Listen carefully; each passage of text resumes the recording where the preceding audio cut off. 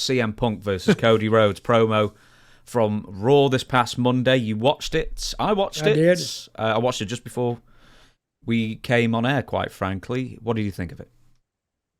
Tremendous interview.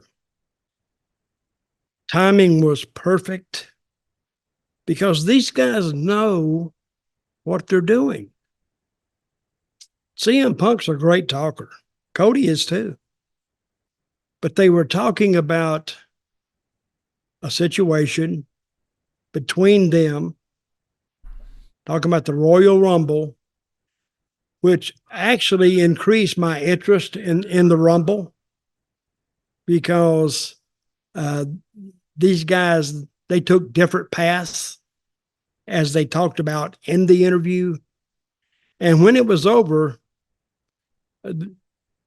they had me hooked. And I know everything. Well, I don't know everything there is to know about wrestling, but I know most of it. But now I'm thinking, okay, how's this? They told a story within a story. So if you haven't seen the interview, I would highly advise any wrestling fan to go back and find this interview between them that they did on Raw. And it's, anytime I'm watching something, I look at the time and it's like 13 minutes. A 13-minute interview just between two guys, they got to be saying something or you're going to lose your audience. And that isn't entrances. That was all the speaking was 13 minutes.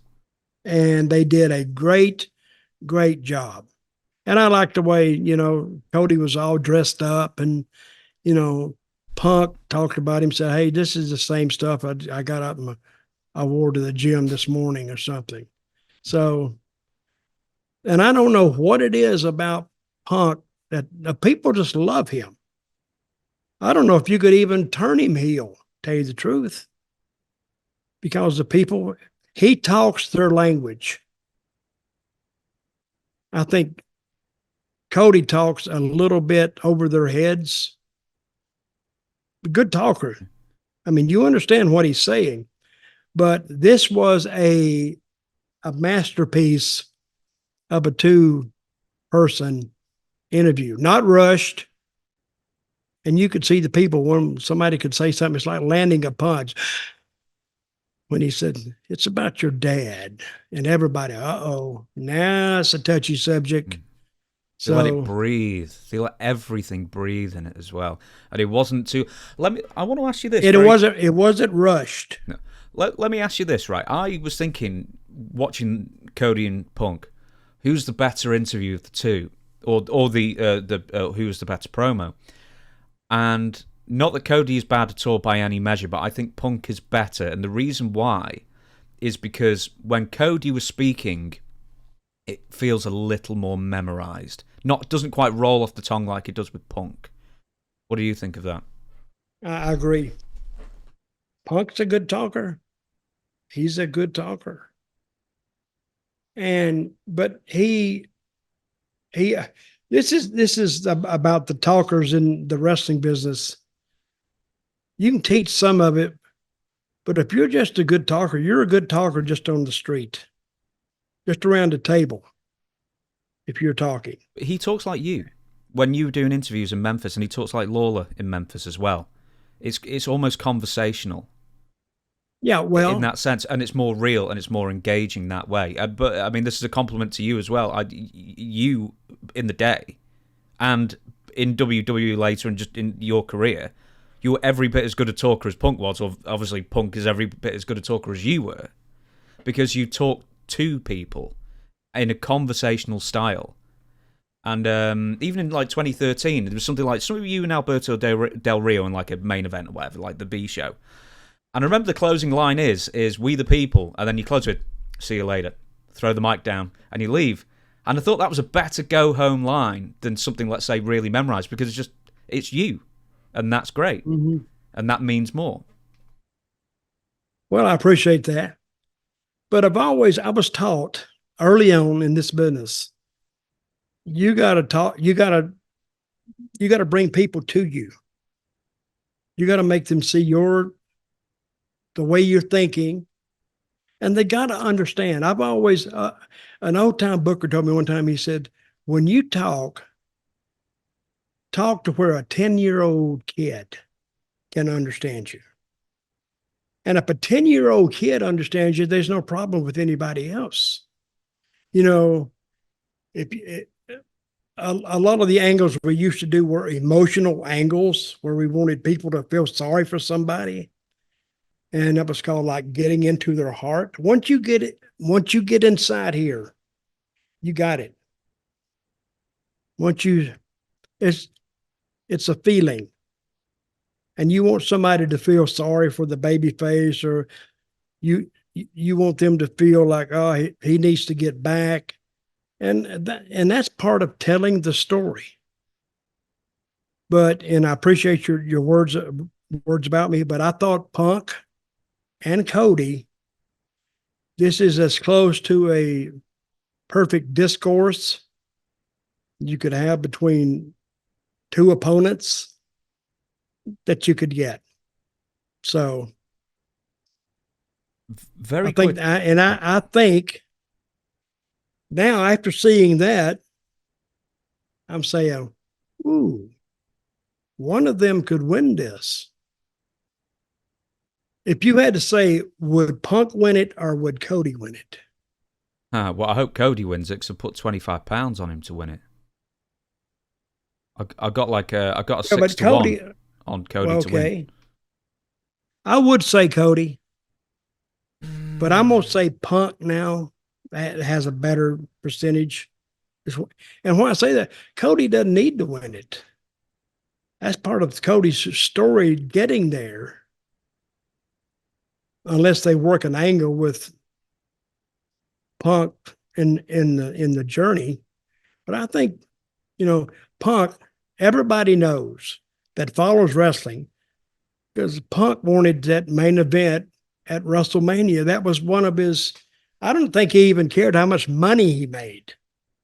He just wanted the main event at WrestleMania on his resume.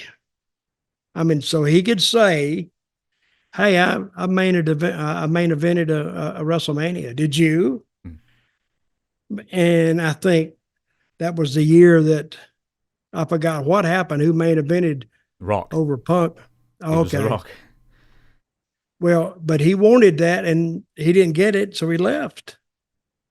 And when he left, you didn't hear from Punk 4 or 5 years. Other than he's doing this, he's doing that, or whatever. He went to MMA a while, and boy, was that MMA, was that a gimme? Hell, I should have took that. He made $500,000 to go out there and get stomped on. Oh no, he made over $1 million. Well, he had two, He probably made over $2 million then. No. Yeah, for the first, I can't remember if it was the first or second fight, but he made like 1.1 million. What did he make for the first one? I imagine similar. Yeah, but think about the taxes he had to pay. See? Just if you don't like paying taxes. Didn't he lose both of them in the first round? No. He lost the first one in the first round, hilariously. Yeah. And then the second one, it was a 3-round decision to the other guy. It was the most one-sided beating, and I think he was called Mike Jackson or something like that, who also happened to be the second worst MMA fighter they've ever had in the modern era. He was so bad, the guy who beat Punk was so bad that Dana White said, the other guy's never going to fight for UFC ever again. He's banned. So it's just like, well, there you go. I mean, he just wasn't cut out for it. Too many injuries and just let me ask you this. Not naturally gifted in it at all. Here's CM Punk, never had a fight other than Teddy Hart. WWE. Yeah. How did he convince Dana White to put him in there? Because he knew he'd draw some buys? Yeah, just a freak fight, basically. Yeah. They've only, in the modern era, they've only done a couple, and one was with James Toney, the boxer, versus Captain America. I always blow his name. He was the old guy who was in the... I forget his name. I'm sorry. I'm sure you'll put it in the comments, whoever it is. Very briefly, just sticking with the segment. A fan wrote in. I know this isn't the fan questions episode, questions for Dutch@gmail.com, but Brett says, hey, Dutch, I was watching Monday Night Raw and I was wondering how they decide on who comes out first or second for the Cody Rhodes and CM Punk segment. Is it based on seniority, or who is more over the fans, or something else? Thank you. Who did go out first? Or was he just in the... Or was he just in the ring when we came back? I don't know. When we looked at it on YouTube and they were already in the ring, so we don't know. But how do they decide that? Just who's more popular? Well, I think between... if I had a choice of sending Cody or Punk first, and it's according to what the people on TV are going to see, I think I'd send Cody first and Punk second. Because I think when Punk comes second, people perk up. Now they say, whoa, we didn't expect this. And that's what wrestling has thrived on for years and years and years. Give them the unexpected. And I can say this, that if they kept you from the first, they held you all the way through it. Because I found it very, very interesting. Probably one of the best interviews I've heard, and I don't know, might be the best interview I've ever heard, because there was no contact between them. There was no need for contact. The contact would have actually hurt it. Even a pull apart would have hurt it, I think. Because I've seen two guys, they get in an argument and it's a standoff. I've seen this on the street and they both just go their separate ways. But still, if they'd have had a fight right there, that kind of hurts it, I think. I want to see that later. But I think they did more to increase awareness of Raw